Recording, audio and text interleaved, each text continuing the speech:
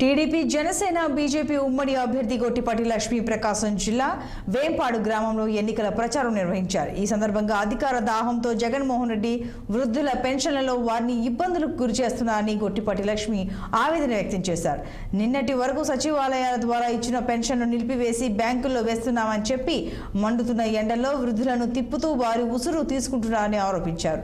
పెన్షన్ల కోసం వెళ్లి ఏ ఒక్క ప్రాణం పోయినా అందుకు జగన్ బాధ్యత వహించాలన్నారు. ఇప్పటికే రాష్ట్రంలో 30 మందికి పైగా వృద్ధులు పెన్షన్ల కోసం వెళ్లి ఎండ తీవ్రతకు చనిపోయారని ఆవేదన వ్యక్తం చేశారు.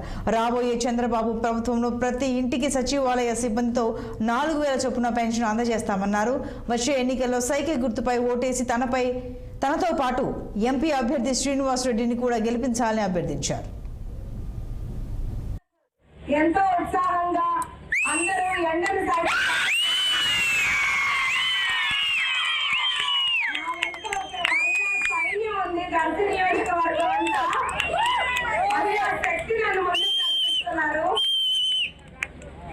నేను దర్శి నియోజకవర్గ అభివృద్ధి కోసం నిరంతరం కృషి చేస్తానని నేను మీ అందరికీ మాటిస్తున్నాను.